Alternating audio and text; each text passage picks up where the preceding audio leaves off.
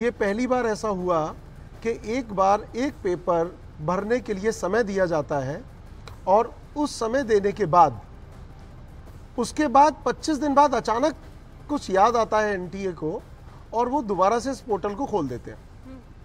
ये पोर्टल 9 और 10 अप्रैल को खुलता है। उस 9 और 10 अप्रैल के दौरान लगभग क्या मैं आपको एग्जैक्ट डाटा बता देता हूं क्योंकि हम तो आंकड़ों पे जाते हैं, क्योंकि जो हमने ऑथेंटिकेटेड डाटा लिया है उस डाटा में ये है कि जो बच्चे 9 और 10 अप्रैल को आए उनकी संख्या है 24,242 बच्चे, 24,242 स्टूडेंट। मतलब आप सोचिए, एक महीने का लगभग समय दिया गया बच्चों को नीट का फॉर्म फिल करने के लिए, लेकिन अचानक 24,242 बच्चों को ये आता है कि मुझे तो फॉर्म भरना रह गया था, मैं दोबारा भरता। आप एक पॉइंट के ऊपर यहाँ पर वार कर रहे हैं कि कहां पर आपको शक है ये मात्र उतने भर में सिमट जाने वाला होगा। अशोक पांडे जी, किस किस पर कार्रवाई कीजिएगा? मुन्ना भाई भी इसी में शामिल है, पेपर लीक करने वाला पूरा तंत्र इसके अंदर शामिल है और जो सगे संबंधी हैं वो भी इसमें शामिल है, पैसे की लेन देन की जा रही है, अब ये भी बात सामने आई है। किस किस के ऊपर कार्रवाई कीजिएगा, कौन सा दंड दीजिएगा, कौन कौन सी संहिता लगाइएगा, कौन सी एफआईआर लगाई जाएगा? ये तो ऐसा लग रहा है कि पूरे कुएं में मांग पड़ी हुई है। अशोक पांडे जी, बिल्कुल बिल्कुल, मैं आपकी बात से सहमत हूं। मैं यही कह रहा हूं कि पूरी व्यवस्था में एक तो अनियमितता है। अब वो अनियमितता सिस्टम की गड़बड़ी से हुआ है या कोई उसके पीछे बहुत बड़ी साजिश है, धांधलेबाजी है, यही सारी चीजों का तो हमें निवारण करना है। और जो ये पोर्टल खोला गया, बच्चों को जो ग्रेस मार्क दिए गए, अब उन बच्चों के ग्रेस मार्क कम कर दिए गए। अब जिन्होंने कोर्ट में नहीं गए उनका क्या होगा? अगर दोबारा परीक्षा गई तो जो जेन्युइन विद्यार्थी थे, जिनके जेन्युइन मार्क्स आए थे, अब उससे कम हो जाएंगे, ज्यादा हो जाएंगे। ये बिल्कुल अब ये ऐसी समस्या है कि इसका एक कोई मूल में जा करके और एक दीर्घकालीन इसका एक समाधान ढूंढना है।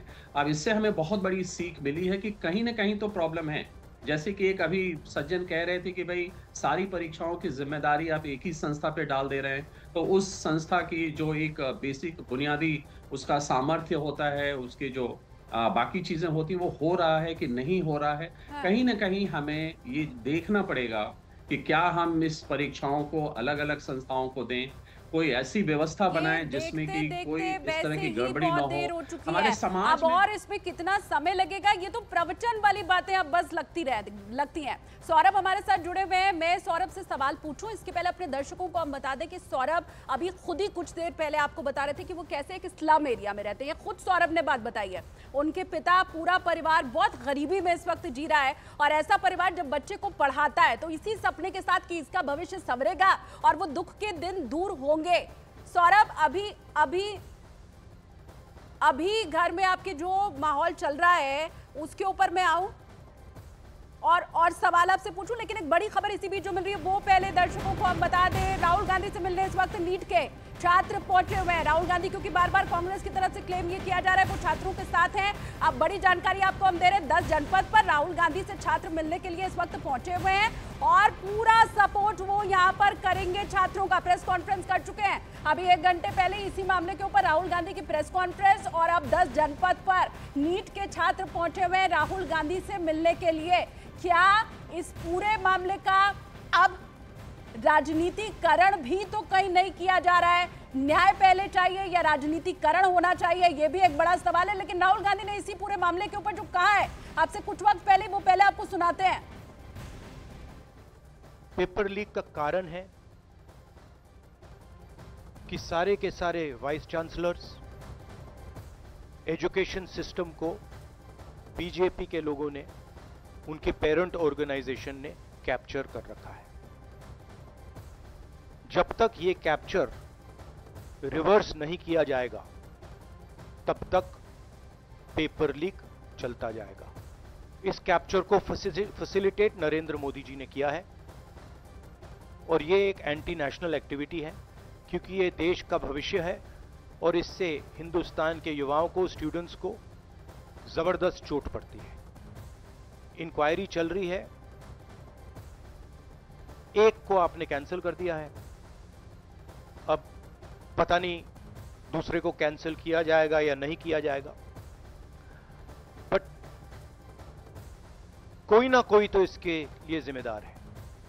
राहुल गांधी को आपने सुन लिया, यही कहने की जताने की कोशिश की जा रही कि सरकार नहीं करा पा रही है। याद होगा आपको प्रियंका गांधी ने किस तरह से आयुषी की वो जो ओएमआर शीट वाली बात थी उसको रीट्वीट भी कर दिया था, बिना जांचे पड़ताले, बिना फैक्ट चेक किए। और यही बड़ा सवाल है कि पार्टी लाइन से ऊपर उठकर भी इस देश में कभी कुछ सोचा जाएगा। सौरभ का फिर से मैं एक बार रुख करती हूँ। सौरभ, अभी घर में क्या चल रहा है, क्योंकि परेशान है आप लोग, स्थिति बहुत बुरी है, आप खुद इसके पहले बता चुके हैं। किन परिस्थितियों में गुजरकर परिवार आपको पढ़ा रहा था? मैम, यहाँ तो घर बहुत छोटे छोटे होते हैं। मेरे पापा तो फेरी वाले हैं, तो दिन भर उनका टाइम वहीं चला जाता है और रात को थके हारे आते हैं। और मम्मी भी यहाँ पे छोटा मोटा काम कर लेती हैं। और इतने छोटे घर में हम 5 लोग रहते हैं और इतने में पढ़ाई करना बहुत मुश्किल होता है। और कभी कभी तो बगल के घर में झगड़े होते हैं, यहाँ आगे कुछ शोर शराबे होते हैं, उसमें हम पढ़ाई करना पड़ता है इतनी मुश्किलों में। अब पूरा 2 साल का मेहनत 1 महीने में कर पाना मुश्किल सा है, लेकिन कर सकते हैं। कर सकते हैं, बिल्कुल। हौसला हो तो जरूर इंसान कुछ भी कर सकता है, लेकिन उसी हौसले को तो बार बार तोड़ने की कोशिश की जा रही है। डॉक्टर अरस्तु, पिटीशन लेके आप जरूर पहुंचे हैं, आप कोर्ट का आपने रुख किया है, लेकिन जिस तरह से राहुल गांधी ये कहने की कोशिश कर रहे हैं कि बीजेपी राज में हुआ है, सरकार नहीं कर पा रही है, सरकारें तो पहले भी नहीं करती आई है ना। जी बिल्कुल, देखिए आपने बिल्कुल ठीक कहा।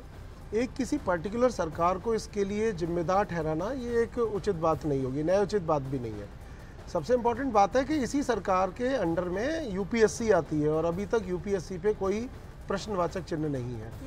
तो मेरा कहना ये है कि ये एक पर्टिकुलर संस्था में कुछ लोगों के द्वारा किया गया कार्य है, जिसके पीछे हाँ ये जो रेड पिटिशंस हैं, जितनी भी PILs हैं, जितनी भी सुप्रीम कोर्ट में, हाई कोर्ट्स में, ऑनरेबल में लगाई गई हैं, ये सबका एक ही मकसद है कि उन लोगों को ढूंढा जाए जो सरकार की छवि को धूमिल करने में लगे हुए हैं। कुछ लोग, ये पहले भी रहा है, ऐसा नहीं है कि ये पहली बार हुआ है, ऐसा नहीं है कि AIPMT में ऐसा नहीं हुआ था, ये नीट में ही ऐसा हुआ है। और ऐसा नहीं है कि पहले भी आयोजित नहीं हुई है परीक्षाएं, ये पहली बार नहीं है। मैंने आपको बताया 2015 में भी 2 बार नीट हो चुका है, 2016 में भी 2 बार नीट हो चुका है। मतलब ये और ऐसा नहीं है कि यही हुआ है, इससे पहले जो राज्य सरकारें कराती थी, आप क्या समझ रहे हैं, राज्य सरकार में भी ऐसा होता रहा है 1990 से। मैं एजुकेशनिस्ट भी रहा हूँ, मैंने जो मैंने कहा कि न्याय का पार्टी जो लाइन से क्षेत्र ऊपर चुना उठ करके सोचना पड़ेगा। ये मामला किसी पार्टी का, किसी एक राज्य का नहीं है। अगर कोई जताने की बताने की कोशिश कर रहा है तो वो गलत है, जनता को भी पता है। मानव, आपके पास मैं आ रही हूँ। मानव, आप तो हर रोज तमाम तरह की खबरें कवर करते हैं, जरा एक बात बताइए, पुलिस को सब पता चल जाता है, घटना के बाद भी पता चल जाता है। एक ही छत के नीचे हजारों छात्र सवालों का रट्टा मार रहे हो, रिजॉर्ट बुक कराया जा रहा हो, व्हाट्सएप पर जो सवाल है वो दौड़ रहे हो, उसके जवाब दौड़ रहे हो, और कानों कान किसी को कोई भनक ना रहे। मानव, बिल्कुल देखिए, और पुलिस का रवैया हो, सिस्टम का रवैया हो, ये कहीं ना कहीं उस पर सवाल हमेशा से खड़े होते रहे हैं। और रही राजनीति, तो राजनीतिक दबाव में ही सही बदलाव हो तो शायद इन बच्चों का भी भला हो जाए। क्योंकि राहुल गांधी ने प्रेस कॉन्फ्रेंस की, उन्होंने कहा कि सिस्टम जिम्मेदार है, ये है, सरकार तो उनकी भी रही है, कांग्रेस की भी सरकार रही है, लेकिन बदलाव नहीं हो पा रहा है। तो कहाँ पर दिक्कत आ रही है, क्या लगता है? दिक्कत मुझे तो लगता है कि तमाम चीज़ों में है। हाँ, कैसे सेंटर्स आ रहे हैं और फिर कैसे, मतलब कहाँ से पेपर लीक हो रहा है, उनकी पहले तो जानकारी ली जानी चाहिए। और मतलब ऐसे ही तमाम तरीके की दिक्कत है। किशन, क्या कहेंगे, क्योंकि राजनीति भी इस पर खूब हो रही है, आरोप लगा रहा है राहुल गांधी की सिस्टम में खराबी है और परीक्षा तो पहले भी लीक होती थी। देखिए, राजनीतिक तो हो गई और जो विपक्ष है वो बोलेगा, लेकिन मुझे पक्ष विपक्ष से नहीं, मुझे यहाँ के स्टूडेंट और यहाँ के नागरिकों से मतलब है कि जैसे हम मेरा किस तरह से सिस्टम लगातार अलग अलग पहले नियम लाए। मेरा पहले से JRF था, उसके बाद भी एक ऐसा सिस्टम लाया गया जिससे आपको कंपलसरी बनाया गया कि आपको एग्ज़ाम देना है, क्योंकि आपको हायर एजुकेशन में या PhD में एडमिशन के लिए। तो ये देखिए कि सिस्टम कितना सेंट्रलाइज किया गया। और उसके बाद सरकार का रवैया, सबसे इम्पोर्टेंट सरकार का रवैया होता कि किस तरह से बजाय वो ऑफिसर का रेजिग्नेशन लेने या कोई धर्मेंद्र प्रधान का रेजिग्नेशन